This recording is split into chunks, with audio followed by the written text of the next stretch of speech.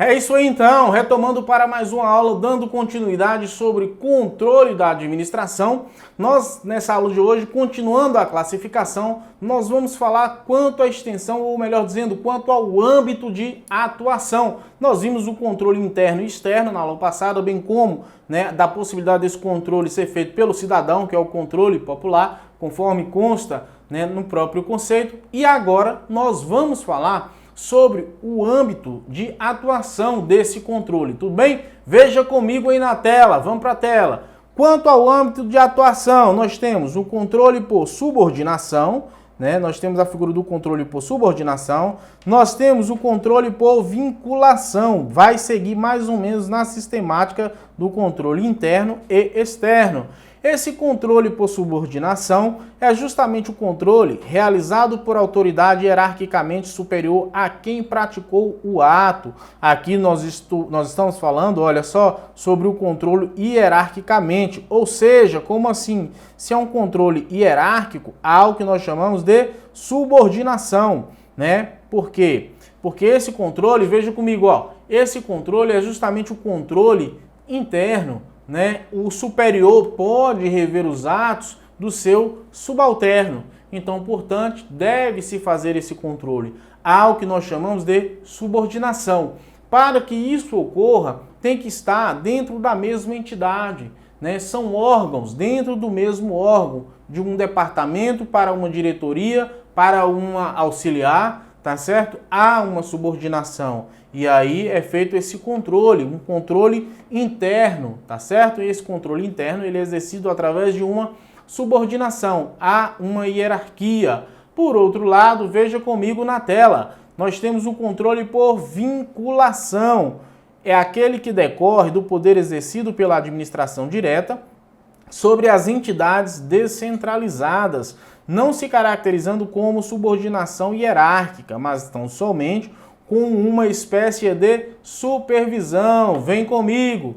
Olha só, nesse controle por vinculação, o exemplo clássico que a gente utiliza e que muito se encontra na doutrina é justamente o exemplo da vinculação do próprio INSS, Como assim? Porque o INSS, nós sabemos que hoje ele é vinculado ao Ministério da Economia, não é verdade? Ou o Ministério da Previdência, antigamente. Então, assim, quando há uma vinculação entre uma autarquia que é vinculada, digamos assim, a um ministério, então, portanto, a autarquia é uma personalidade jurídica. A autarquia possui, lembrei da autarquia lá do Coxinha e Doquinha. Então, assim, a autarquia, na verdade, ela possui uma personalidade jurídica que, por sua vez, ela tem autonomia administrativa, em alguns casos financeiro, entendeu? Então, portanto, nesses casos, nós estamos diante de um controle por subordinação, aquele controle finalístico, aquele controle ministerial, que se a autarquia vier a praticar um ato, se esta entidade que teve a sua competência recebida de uma outra entidade, de um outro órgão, e está ali exercendo, vier a praticar algum deslize, vier a praticar algum ato que esteja fora daquilo que lhe foi permitido, aí nesses casos cabe um puxão de orelhas por parte de quem? Da entidade controladora, da criadora e não da criatura. Nós sabemos que isso cai bastante em prova. Não há que se falar em uma subordinação, mas sim uma vinculação. Beleza? Tudo certo, mas percebam que são entidades diferentes. Ok? Até aqui, tudo tranquilo? Vamos para a tela, gente. Veja comigo. Quanto à natureza, nós temos controle de legalidade, controle de mérito. Olha só, traz para cá. Controle de legalidade, nós estamos falando de que quando houver uma violação do princípio da legalidade. O controle de mérito, como nós já falamos no que diz respeito lá na parte judicial, no controle judicial, não pode haver esse controle de mérito. Dependendo de quem quer que seja que esteja atuando, exercendo o controle, não poderá fazer o controle de mérito, tá bom? O controle da legalidade, sim, sempre deverá ser feito, mas se for algo inerente, voltado para a própria administração, algo que a administração tem possibilidade de fazer, tem conveniência e oportunidade. E nós sabemos que a conveniência e a oportunidade, ela também decorre da lei. Não implica em dizer que o administrador pode agir ao seu bel prazer, né? Ou à sua vontade. Óbvio, é conveniente e oportuno a prática daquele ato, mas, de uma forma geral, a própria lei já permite para que o administrador venha a agir naquele sentido, estabelecendo algumas diretrizes e que, por sua vez, essas diretrizes ou essa diretriz não poderá ser violada. Existe um limite, não é ao seu bel prazer, tá bom? Então, portanto, veja comigo aí na tela. Nós temos controle da legalidade, que tem o intuito de analisar se o ato administrativo foi praticado em conformidade com o ordenamento jurídico. Nós temos também o controle de mérito, que deve ser exercido com a intenção de verificar a oportunidade e conveniência administrativas do ato controlado. Trata-se de controle administrativo que, de regra, compete exclusivamente ao próprio poder, o qual, atuando na função de administração pública, praticou a conduta. Veja comigo. Legalidade, quando houver dispositivo legal determinando para que o administrador proceda, faça uma contratação mediante licitação. O administrador não pode dizer que, fazendo uso da conveniência e oportunidade, simplesmente não vou licitar, eu vou fazer uma contratação direta. Ou então, portanto, lá está expresso, olha, para esta modalidade de contratação deve ser adotado a tomada de preço ou a concorrência. E aí vem o administrador, por sua vez, e fala, não, eu não vou fazer tomada de preço, nem tampouco concorrência. Fazendo uso da oportunidade e conveniência, critério de oportunidade e conveniência, discricionariedade e conveniência, eu simplesmente vou fazer o quê? Eu vou utilizar aqui a carta convite, né? Uma dispensa. Pode isso, Arnaldo? A regra é clara, não pode, filho. Então, portanto, veja que houve uma violação do controle da legalidade. E aí, é claro, que existem os mecanismos de controle. É claro que se houver algum questionamento deste fato perante o Poder Judiciário, nós sabemos que a coisa não seguirá adiante. Então, portanto, esse ato administrativo, via de regra, ele será, se ele for anulável, ele será declarado nulo, ou se ele for nulo na sua essência, não terá efeito algum. Tudo bem até aqui? Tudo tranquilo? Veja comigo o seguinte, que quando nós estivermos falando de controle de mérito, tá certo? Aí sim, cabe ao poder que praticou o ato, né, saber se dentro do critério de conveniência e discricionariedade e oportunidade, né, o ato discricionário, fazendo uso da conveniência e oportunidade. Volto a dizer, ato discricionário que faz uso de conveniência e oportunidade. O poder pratica um ato, esse ato é um ato discricionário, porém há uma previsão na norma para que seja feito desta forma, não podendo ser os seus limites. E esse ato discricionário que faz uso da conveniência e da oportunidade, não é restrito tão somente ao poder executivo. Todo e qualquer poder existem permissivos nesse sentido, fazendo com que o seu gestor, naquela ocasião, possa fazer uso, né, da conveniência e oportunidade para a prática daquele ato. Então, portanto, nesses casos, desde que não haja uma violação ou, digamos assim, um desvio de conduta, um desvio de finalidade, não viole uma determinação legal, o ato é válido, não poderá ser questionado, tá bom? Permanece como está. Tudo certo na Bahia? Se ligue, vamos para a tela, veja comigo. Quanto ao momento do exercício, nós temos o controle prévio, o controle concomitante e temos o controle posterior. Volta comigo. Olha só, quando nós falamos aqui de controle prévio, é justamente o quê? O controle exercido antes que o ato entre em vigência, antes que o ato administrativo seja posto o quê? Exarado para os seus administrados, seja publicado. Esse é o controle prévio. O controle concomitante é quando o ato em si está sendo praticado, ele está em curso, né? No seu dia a dia, ele está se executando aquele ato, na sua formação. Aí cabe o controle concomitante, paralelo, acompanhando aquele ato, tá certo? E o controle posterior também é tido como um controle repressivo, tá? Por quê? Porque o ato já foi praticado, o ato já foi consumado, e aí entra-se com esse controle para reprimir aquele ato, para que ele se extinga, para que ele não surta mais efeitos. Nós veremos isso e vemos muito na figura, por exemplo, do mandado de segurança, né, que é um remédio jurídico constitucional. No mandado de segurança, nós temos ele de forma preventiva ou repressiva, tá certo? E não diria concomitante, mas existem outros mecanismos aí também, outras espécies, falando aqui de ações, né, embargos e tudo mais. Tudo bem até aqui? Tudo tranquilo? Veja comigo então na tela, vamos lá! Antes da formação do ato controlado, como eu falei para vocês, então nesse caso é o controle prévio. Durante a execução da atividade controlada, ou seja, se for a execução de uma obra, por exemplo, esse controle ele é executado, né, de forma concomitante ou durante a execução.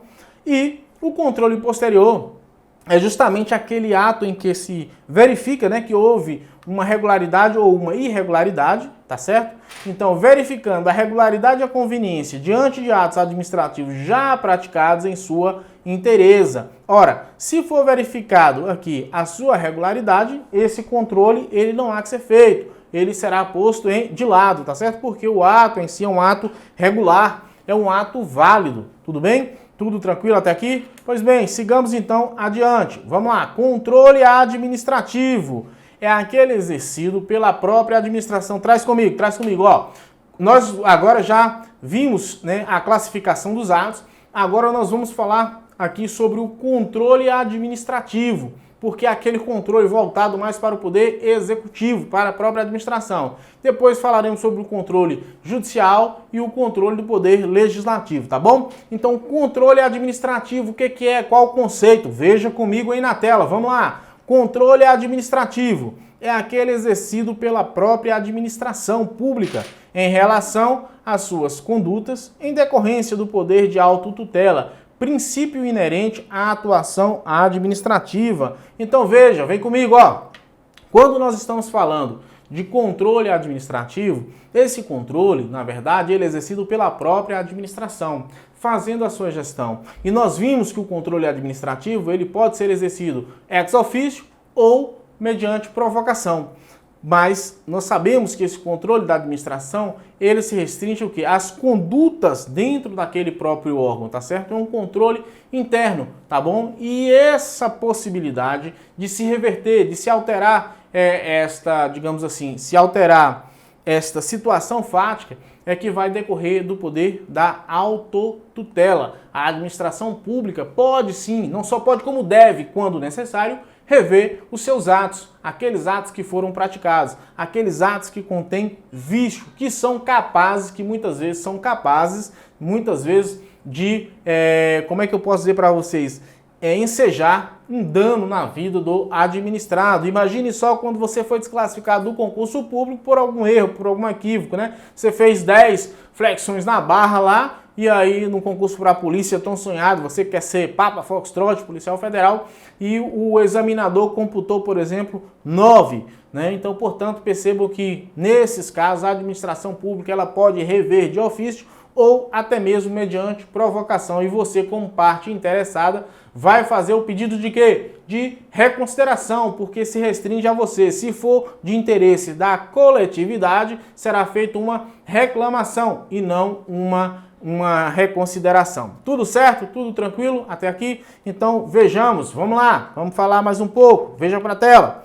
Pode ser exercido esse controle administrativo de forma prévia, de forma concomitante e de forma posterior. Veja comigo, vem cá. Quando eu falei para vocês, ainda há pouco, que o controle administrativo ele pode ser prévio, concomitante, posterior.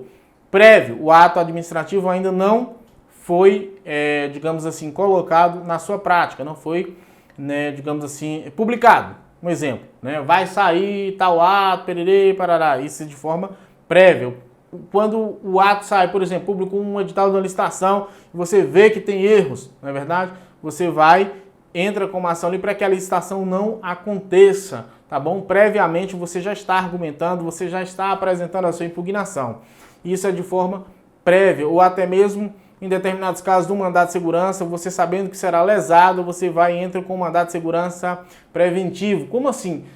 correu um boato de que, na verdade, você será removido de forma ilegal, o gestor que não gosta da sua cara, perere parará, e você tem provas disso, né? E você vai ser removido, você vai sair da sede para ir para a zona rural. Você é professor, por exemplo, um castigo, né? Votou contra, é isso aí, contra, vai lá para a zona rural. Isso não acontece não, tá? Isso aqui é só na aula do professor, é só conversa mesmo, é só exemplo de docência aqui de sala de aula, tá bom? Pois é, e aí você sabendo daquela possibilidade, você tem provas, há indício e tal, prova para fazer prova pré-constituída, é claro, né? Não pode a gente alegar e não provar, porque a prova no mandado de segurança, na regra, na teoria, é uma prova pré-constituída, na prática você vai ver que foge um pouco a realidade. Pois bem, isso é o controle prévio, tá? Por outro lado, nós temos agora, de forma concomitante, está se executando uma obra pública lá e você percebe que tem vícios, tem erros, tem algum problema, você vai e entra com a sua petição, com remédio jurídico, com requerimento, representação, com pedido não diria pedido de reconsideração, mas uma reclamação, enfim, fica aqui a sua deixa, fica aqui a sua manifestação. Isso é de forma concomitante, no momento em que a obra está sendo executada. E por fim, posterior, quando o ato foi praticado, quando o ato foi colocado, digamos assim, em prática, aí nesse caso específico, o que vai acontecer? Você tem que lutar para retirar aquele ato, digamos assim, retirar aquele ato do mundo jurídico, né, para que ele seja declarado nulo, suspenso, tá certo? Ou anulável. É isso que deve ser feito, beleza? Vamos lá então, vamos seguir, vamos para a tela, veja comigo. Pois bem, então, dando continuidade a controle administrativo, vamos lá, veja comigo, olha, finalidades específicas segundo a Constituição Federal, Constituição da República Federativa de 1988. Quais são essas finalidades segundo a Constituição? Veja comigo, a primeira delas, avaliar o cumprimento das metas e projeções definidas na lei do PPA, Plano Plurianual. Essas metas são estabelecidas nessa lei que não pode faltar, assim como a execução dos programas definidos pelo governo e dos orçamentos da União. Aqui ficou União, mas aplica-se também, veja comigo, ó, aplica-se também para os estados, Distrito Federal e municípios, tá ok? Então, portanto, embora estejamos falando aqui de União, vale ressaltar que, de igual modo, isso aqui se aplica também para estados, Distrito Federal e municípios, por serem entidades políticas que possuem capacidade política. Volta para a tela, veja comigo. Comprovar a legalidade e avaliar os resultados quanto à eficácia, eficiência da gestão orçamentária, financeira e patrimonial nos órgãos públicos e nas entidades da administração pública. 3. Exercer o controle das operações de crédito, avais e garantias, bem como dos direitos e haveres da União. Outra finalidade específica do controle administrativo é apoiar o controle externo no exercício da sua missão institucional. Então, portanto, aqui, segundo a nossa própria Constituição, nós temos as finalidades específicas. Ok, gente? Tudo certo na Bahia? Vamos lá! Quais são os meios de controle, né? Estamos falando de controle administrativo, vem comigo, ó. Estamos falando sobre os controles administrativos, vamos ver agora quais são os meios que possibilitam esse controle, tá certo? Se liga aí, não cochila não, senão o cachimbo cai, falta pouco pra gente terminar essa aula. Eu sei que você pode estar com sono, né? Não sei se é de manhã, de tarde, de noite ou de madrugada que você esteja lendo, a melhor dizendo, assistindo a videoaula. A lata do professor não é das melhores, né? Você pode estar com sono, dê uma pausa aí, vai lá tomar aquele cafezinho, tá certo? Para ficar mais esperto e volta. A vida é assim, não existe almoço de graça ou gratuito, tá bom? 0800 não existe, tem que pagar por ele, faca cega. Vamos embora. Veja comigo, continue na tela, ó. Quais são os meios de controle que nós temos? Fiscalização hierárquica é exercida no âmbito de uma mesma pessoa jurídica. Sempre que a gente estiver falando de hierarquia, né, a gente pode observar que há sempre dentro da mesma personalidade jurídica, beleza, gente? Tranquilo?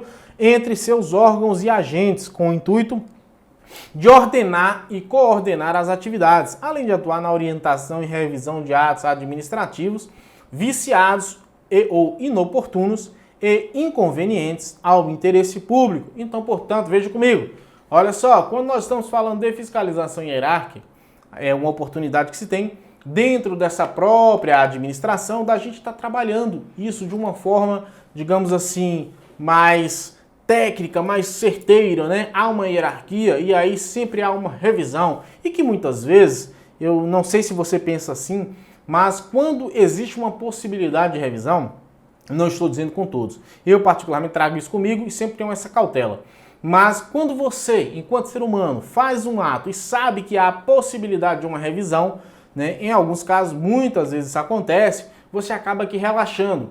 E quando você relaxa, você cochila. E você cochilando, o cachimbo cai. E aí tende a praticar aquele ato de forma errônea, de forma errada, ao cometer alguns deslizes. E quando há esta fiscalização e quando há a possibilidade de revisão, e isso te acalenta, porque muitas vezes em se tratando de administração pública, nós nunca queremos errar. Muito pelo contrário, nós lutamos para praticar atos corretos, convenientes, oportunos, atos que venham a atender a coletividade, atos que venham a atender a todo o interesse dos administrados, não é verdade? Então, portanto, através de uma fiscalização hierárquica, dentro desse mesmo poder, há a possibilidade da administração rever os seus atos através da autotutela e, é claro, justamente com o propósito de quê? De ordenar, de coordenar esses atos, de coordenar essas atividades para que elas continuem sendo executadas de forma plena, de forma executiva, digamos assim, e, sobretudo, que possa atender os interesses daqueles que, de fato, precisam. Tudo bem, então? Veja comigo na tela. Vamos lá. Supervisão ministerial é aquela que se manifesta entre entidades diferentes, sendo também designado como controle finalístico, né? Ou tutela administrativa, em razão da autonomia administrativa existente nos entes da administração descentralizada. Este controle é diverso daquele apresentado em decorrência da hierarquia. Então, portanto, veja comigo, quando nós estamos falando de supervisão ministerial, é o mesmo que uma... Como é que se diz?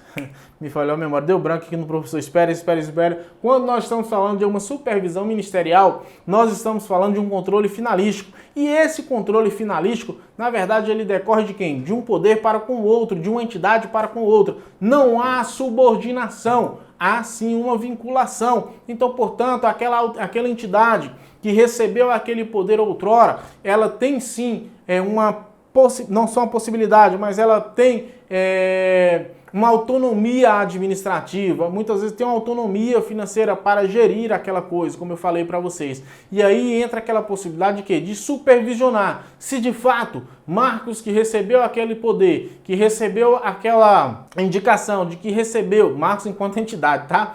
Recebeu aqueles poderes para executar aquele serviço público e se for típico de Estado, seria uma autarquia. Então, portanto, Marcos tem que agir obedecendo os critérios inerentes ao direito público, os objetivos, os princípios, né? Obedecer aquilo que está dentro da nossa Constituição, diferentemente se fosse na seara do direito privado, porque aí no direito privado a gente sabe que tem-se uma autonomia maior. Eu costumo dizer que quando a gente está falando de administração pública, há um certo engessamento, né?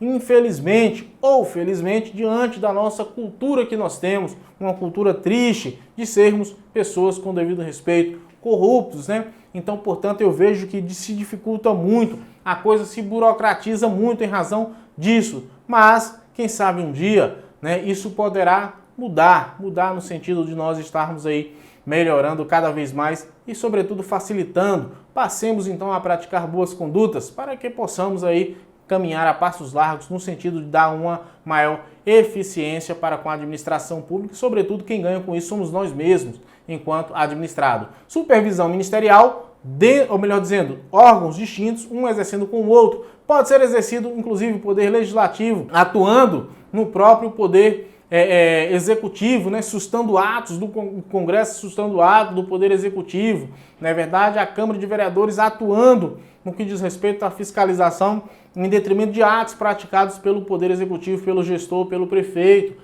O Poder Judiciário corrigindo determinadas portarias, né, digamos assim, que até então é tido aí como uma remoção indevida, que não atendeu o interesse, digamos, da própria coletividade ou daquele administrado em si, né, diante das perseguições políticas. Tudo bem até aqui? Tudo tranquilo? Vamos ver então? Vamos lá, vamos para a tela, veja comigo, ó. Como pode ser exercido o controle administrativo? Iniciativa direta do órgão controlador, sem a necessidade de provocação de qualquer interessado. Isso daqui, na verdade, a gente vê no controle administrativo, ó, sem que haja necessidade de uma provocação.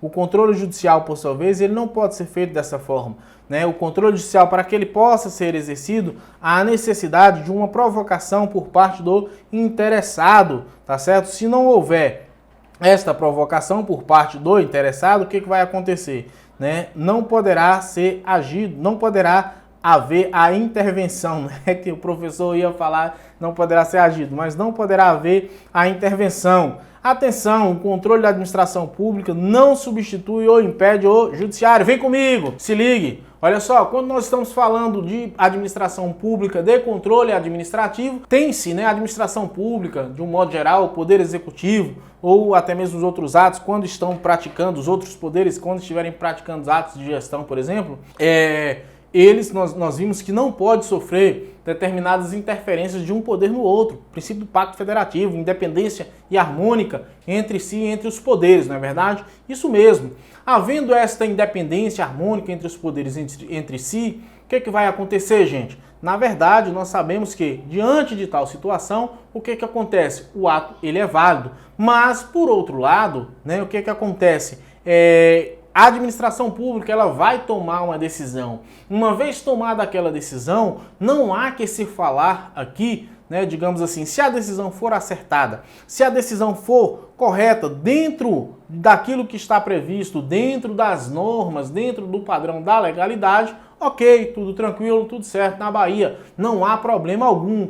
Mas se esta decisão vier a violar algum direito, lesar algum direito de um terceiro, aí caberá a intervenção do Poder Judiciário, se provocado, claro, né, caberá a intervenção do Poder Judiciário no sentido de reverter esta situação, no sentido de corrigir este equívoco provocado pela administração, pelo controle administrativo, tá certo? Porque é um ato ilegal, é um ato nulo, então ele tem que ser aí retirado do mundo jurídico. Tudo bem até aqui? Então cabe ao Poder Judiciário fazer esta intervenção em todo e qualquer poder. Tudo bem? Iniciativa do órgão pode ser feito? Pode. Somente o Poder Executivo, somente diante do controle administrativo ou, em alguns casos, do próprio controle legislativo. O Poder Judiciário, por sua vez, quando estiver atuando de forma atípica, fazendo atos de gestão do seu trabalho interno, também pode agir? Pode ser feito nesta forma, sem que haja